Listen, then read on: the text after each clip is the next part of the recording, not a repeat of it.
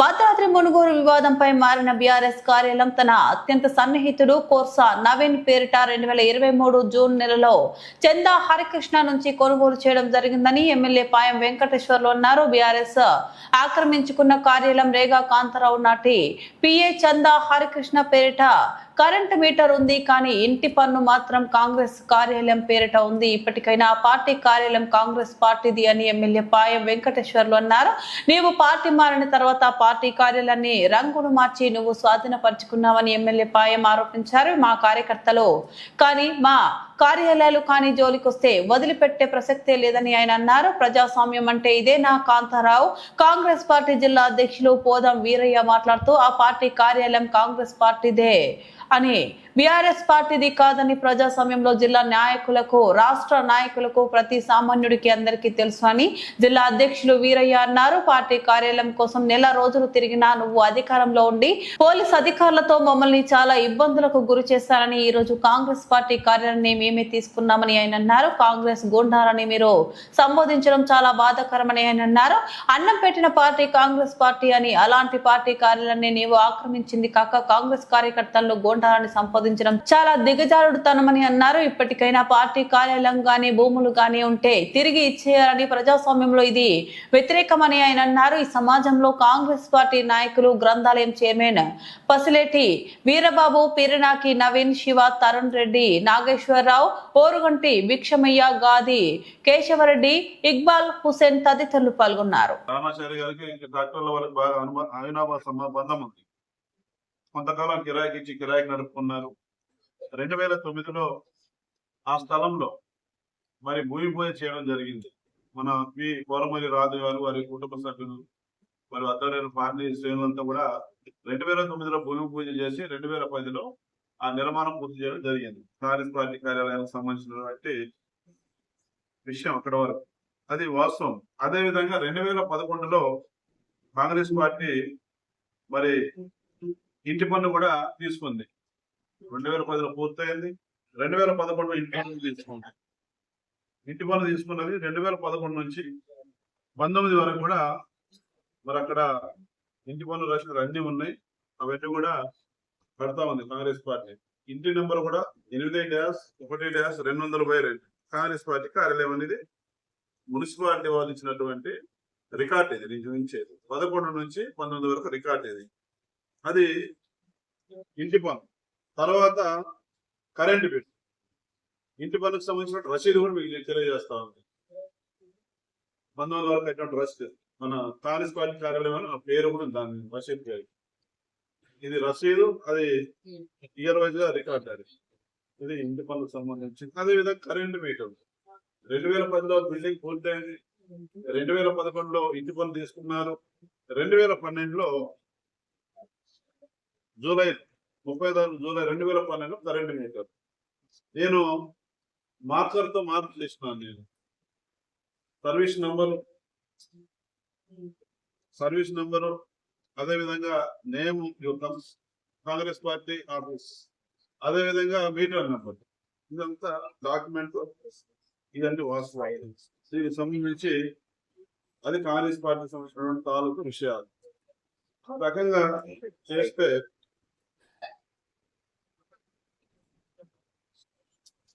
అటువంటి కాంగ్రెస్ పార్టీ కార్యాలయం చేసుకుంటే 2009లో కాంగ్రెస్ పార్టీ నుంచి గెలిచినటువంటి రెడీమేడ్ గా వచ్చినటువంటి సమాజం మీద అవగాహన లేదు, సమస్యల మీద అవగాహన లేదు, నియోజకవర్గం తూర్పు, పరమర, దక్షిణ, ఉత్తరం దిక్కులేటు ఉంటే కూడా తెలియదు. సరే, అది సడన్ గా వచ్చి 2009లో కాంగ్రెస్ పార్టీ ఎమ్మెల్యే టికెట్ ఇచ్చింది. ఎమ్మెల్యే టికెట్ ఇస్తే కాంగ్రెస్ పార్టీ శ్రేణులు పగలు రాత్రులు కష్టపడి పార్టీని గెలిపించాలి, పార్టీ గెలుపు కోసం కష్టపడి గెలిపించిన 2009లో ఆ 2009లో ఆయన అభ్యర్థి ఎవరు కూడా తెలియదు. 2004లో వైఎస్ రాజశేఖర రెడ్డి గారు ముఖ్యమంత్రి అయ్యారు. ఆయన ప్రవేశపెట్టి అద్భుతమైన పథకాల ఉన్న 2009లో ఎన్నికలు వచ్చినాయి. 2009లో వైఎస్ రాజశేఖర రెడ్డి గారి పరిపాలన మీద ఆయన చేసిన అభివృద్ధి పైన రెండవసారి కాంగ్రెస్ పార్టీని అధికారంలో తీసుకొచ్చినారు. ఈ నియోజకవర్గంలో ఆనాడు ఎవరు అభ్యర్థిని చూడాల. కాంగ్రెస్ పార్టీ 3 రంగుల జెండా హస్తం గుర్తు చూసి వేపించారు. చివరిలో ఇక్కడ ఫైనల్ అయింది. నామినేషన్ ఊర్లో కూడా తెలియదు, చాలా ఊర్లో తెలియదు అని ప్రచారం కూడా చేయాల. కాంగ్రెస్ పార్టీ కార్యకర్తలు గెలిపించారు. అటువంటి కాంగ్రెస్ పార్టీ కార్యకర్తలు గెలిపించినటువంటి సందర్భంలో ఆ రోజున ఏం జరిగిందో మీకు తెలుసు. గెలిచిన తర్వాత బేరాలు వచ్చినాయి. విజయవాడ పోయింటే పేపర్లో కూడా రాసినారు. మీరు సీనియర్ విలేకరులకు తెలుసు, కొత్తలో తెలియకపోవచ్చు. ఆడ బేరం పెట్టుకున్నాడు, ఆడు కాదు ఈ బేరం ఎక్కువ, మళ్ళీ ఈ బేరం ఆ బేరాన్ని వదిలేసుకుని ఇంకో బేరానికి వచ్చినాడు. హైదరాబాద్ జరిగింది రెండో బేరం. ఆ స్టార్టింగ్ నుంచే డొంక తిరుగుడు, ఆధారం లేని మాటలతో మాట్లాడటం, అడ్డగోలుగా మాట్లాడటం, కన్ఫ్యూజ్ చేయడం, అది ఆయనకే వెన్నుతో పెట్టిన విద్య. అది ఎవరు కూడా మాట్లాడలేరు ఆ రకంగా అడ్డగోలు. అది జరిగింది. సార్ 2014లో ఇవన్నీ చూసి ఎక్కడెక్కడ కేసులు ఏంటో ఇక అందులో పోలేదు. ఇక ఉదయం చెప్తున్నాను కొన్ని ఎంత తక్కువ చెప్తున్నా అంతమంది ఉన్న మాట కొన్ని చెప్తాను. ఇక 2014లో టికెటే రాలేదు. మళ్ళీ 2018లో టికెట్ వచ్చింది. కాంగ్రెస్ పార్టీ మళ్ళీ టికెట్ ఇచ్చింది. మళ్ళీ కాంగ్రెస్ పార్టీ శ్రేణులంతా కూడా కలిసికట్టుగా పనిచేసి మళ్ళీ ఆయన ఎమ్మెల్యే చేసినాడు. కాంగ్రెస్ పార్టీ ఎమ్మెల్యేగా చేస్తే గెలిచిన తెల్లారి మళ్ళీ వెళ్ళిపోయినాడు. ఆనాటి బీఆర్ఎస్ ఈనాటి బీఆర్ఎస్ పెద్దల దగ్గర ఎందుకు పోయినాడు? వెంటనే కాంగ్రెస్ పార్టీ టికెట్ ఇచ్చి బీఫామ్ ఇచ్చింది. కాంగ్రెస్ పార్టీ కార్యకర్తలు కష్టపడి చెమటోడ్చి డబ్బులు ఖర్చుపడి పగలు రాత్రులు తిరిగి గెలిపించారు. వాళ్ళ ఆత్మగౌరవాన్ని, వాళ్ళ నమ్మకాన్ని, వాళ్ళ విశ్వాసాన్ని కాంగ్రెస్ పార్టీని ఎవరు తాకట్టు పెట్టి బీఆర్ఎస్ లోకి పోయినాడు. ఆ రోజు ఎందుకు పోయినాడు? ఎన్నికల ముందే కాంగ్రెస్ పార్టీ బీఫామ్ ఇచ్చింది. వాళ్ళు అమ్ముడు పోయినాడు. గెలిస్తే మీకు వెళ్ళొస్తా. ఆ రోజున టీఆర్ఎస్ పార్టీలో పెద్దలు ఇచ్చినారు డబ్బులు అతను గెలుపు కోసం. ఆ రోజు నేను క్యాండిడేట్ని, నన్ను క్యాండిడేట్ పెట్టినారు, ఆయనకు డబ్బులు ఇచ్చినారు. ఎంత విచిత్రం అంటే బీఆర్ఎస్ పార్టీ దగులుబాజు పార్టీ, మోసం చేసే పార్టీ, నమ్మించి నెట్టేయడం ముంచే పార్టీ. ఈయన సూట్ అయిపోయినాడు, కరెక్ట్గా సూట్ అయినాడు. అట్లా 18లో అది జరిగిన తర్వాత ఆయన పోతు ఏం చేసినాడు? ఇందిరమ్మ భవనం పేరుతో ఉన్నటువంటి కాంగ్రెస్ పార్టీ కార్యాలయాన్ని కాంగ్రెస్ పార్టీ కార్యకర్తల శ్రమతో కష్టంతో రూపాయి కూడబెట్టి ఇటుక మీద ఇటుక పేర్చి ప్రతి ఇటుకలో కాంగ్రెస్ పార్టీ కార్యకర్తల శ్రమ ఉంది. అటువంటి బిల్డింగ్ ను కూడా బీఆర్ఎస్ పార్టీ కార్యాలయంగా మార్చినాడు. పింఛాలు వేసి అతను పోయినాడు, కాంగ్రెస్ పార్టీ కార్యాలయాన్ని కబ్జా చేసినాడు. బలంగా కాంగ్రెస్ పార్టీ కార్యకర్తల మనోభావాలు దెబ్బతిన్నాయి, ఆవేదనకు గురయ్యారు, కడుపు మంటతో రగిలిపోతా ఉన్నారు. మనం గెలిపించినాము, మనం కష్టపడి కట్టుకున్న ఆఫీసు కూడా లేకుండా చేసిన ఇంత దుర్మార్గుడు ఇటువంటి వారిని మనం గెలిపించింది అనేది అందరు యావత్ పెంపక నియోజకవర్గం కాంగ్రెస్ పార్టీ శ్రేణులు మొత్తంలో తీవ్రమైన మంట రగులుతా ఉంది, కడుపు మంట. అటువంటి సందర్భంలో నేను అడుగుతా ఉన్నా, ఆయన ఏదేదో మాట్లాడతాడు. ఈయన మాట్లాడే పదం అర్థం ఏదేదో అంటాడు, ఇక దేనికి అర్థం లేకుండా మాట్లాడుతూ ఉంటాడు. ఇందిరమ్మ భవనం కన్న తల్లి లాంటి పార్టీ 2 సార్లు ఎమ్మెల్యే చేసింది. 2 సార్లు ఎమ్మెల్యే కన్న తల్లి లాంటి పార్టీ. కన్న తల్లి పాలు తాగి కన్న తల్లి రొమ్ము పైన మరి నువ్వు ముద్దడం అంటే ఇది ఎంత అవమానకరమో ఎంత బాధాకరమో నేను వారికే వదిలేస్తా ఉన్నాను. అటువంటి కన్న తల్లి లాంటి పార్టీని మోసం చేసి 2 సార్లు గెలిపించినటువంటి పార్టీ ఇవాళ ఏదో ప్రేలాపనం తేలుతా ఉన్నాడు, మాట్లాడుతూ ఉన్నాడు. అది ఎంతవరకు కరెక్ట్ అనేది నేను అడుగుతా ఉన్నాను. అదే సందర్భంలో మరి ఈ రోజున చూసినప్పుడు నిన్న జరిగినటువంటి సంఘటన పైన మరి ఆయన వాస్తవం ఎందుకు అనేక సార్లు నేను గెలిచిన తర్వాత కూడా కాంగ్రెస్ పార్టీ కార్యకర్తల నాయకులు కూడా అది స్వాధీనం చేసుకుందాం, మన ఆఫీసు వెళ్దాం అని చెప్పి ఎంత చెప్పినా నేను సముదాయించిన. ఆగండి మనం ఇది సమయం తీసుకుందాం, మనం ఏం లేదు, మనం మంచి మార్గంలో వెళ్దాం, మంచి మార్గంలో దాన్ని స్వాధీనం చేసుకుందాం అని చెప్పేసి చెప్తా ఉంటే చాలాసార్లు నా మాట మీద కూడా నమ్మకం పోయింది. నేను అనుకోకుండా కాంగ్రెస్ పార్టీ కార్యకర్తల ముందు వచ్చారు, వెళ్ళి స్వాధీనం చేసుకుంటా ఉన్నారు, వెళ్ళారు, ప్రశాంతంగా వెళ్ళారు. ఆ వెళ్ళిన క్రమంలో ఆఫీసులో కొంతమంది బీఆర్ఎస్ పార్టీ కార్యకర్తల నాయకులు ఉన్నారు. వెళ్తా ఉంటేనే ఎదురుదాడి, అడ్డగోరిగా మాట్లాడడం, దూషించడం, నెట్టేయడం, గల్లాలు పట్టుకుని నేను అందరిని అడిగినాను, నేను ఏం జరిగిందని.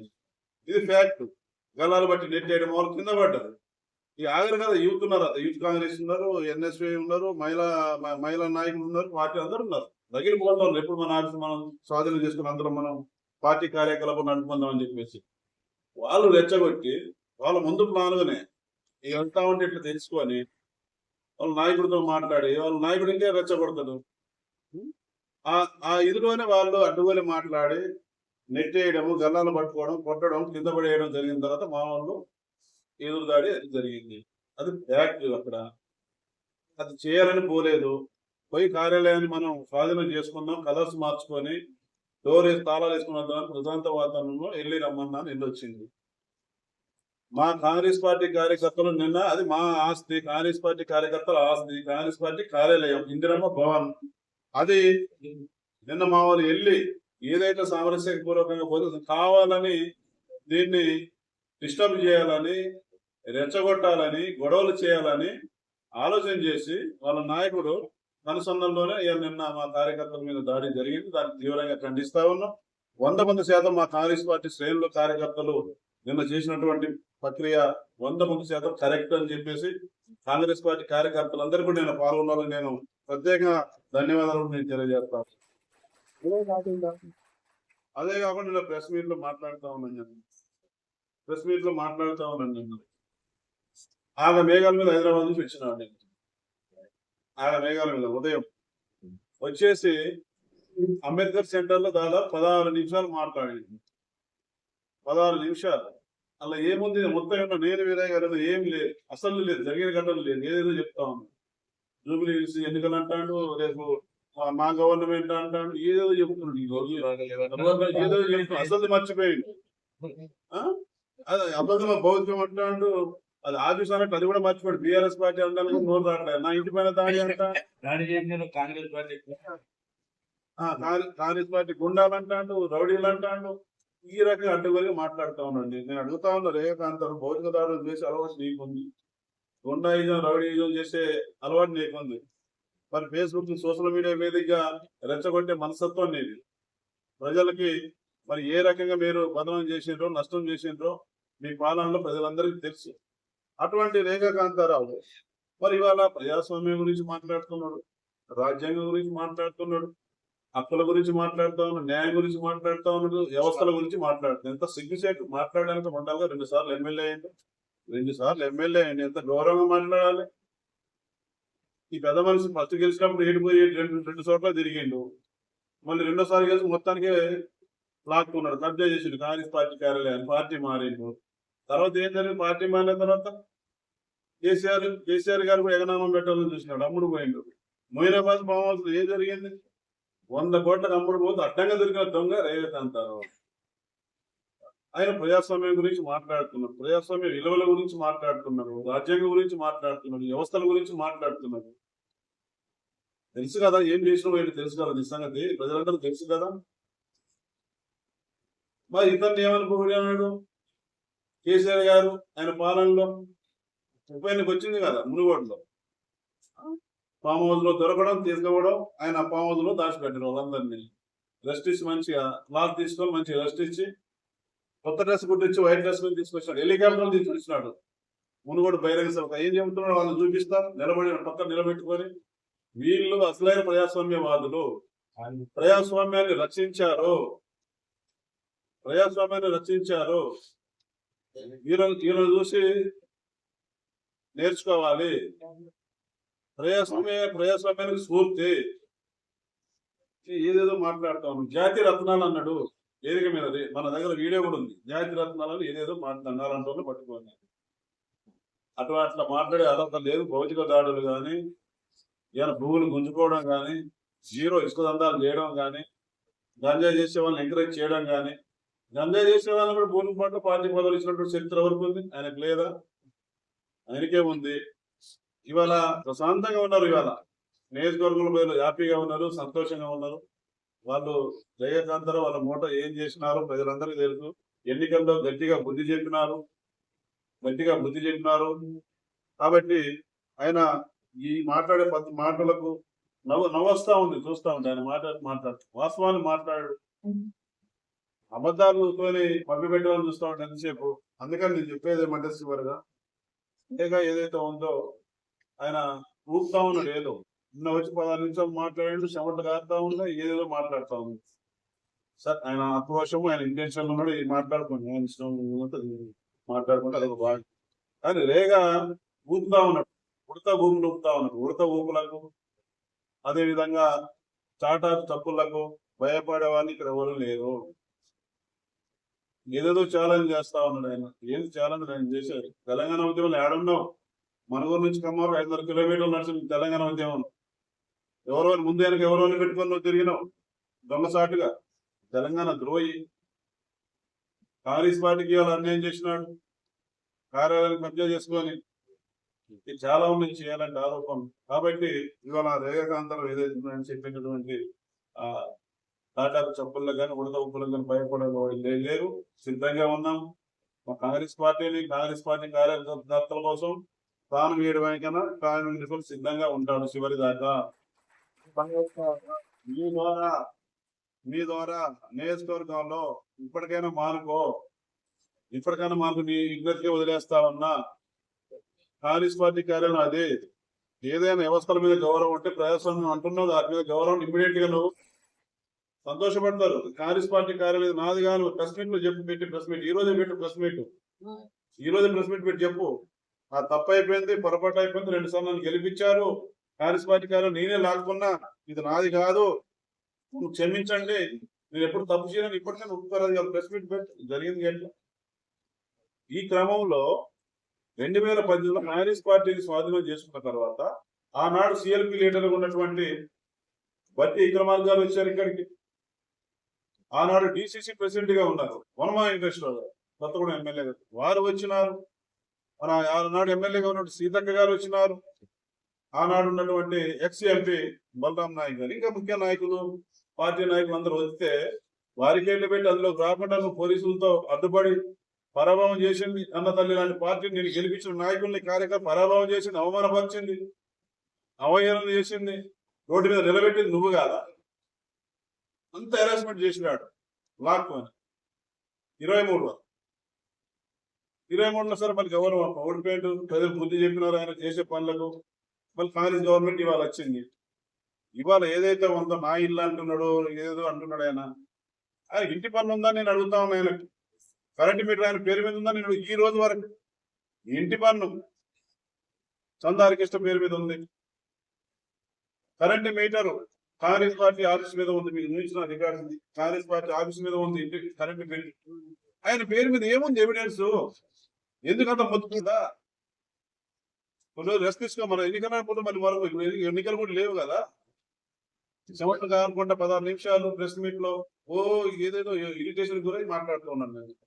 కాబట్టి నేను అడుగుతా ఉన్నా, ఇప్పటికైనా సరే తప్పైందని చెప్పి ఒప్పుకోను.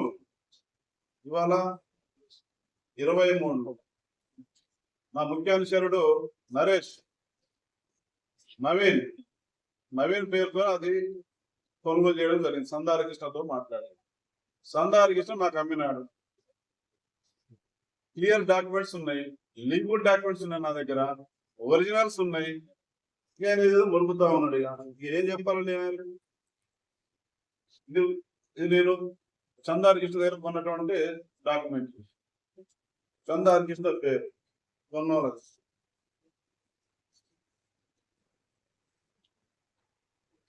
చందారకృష్ణ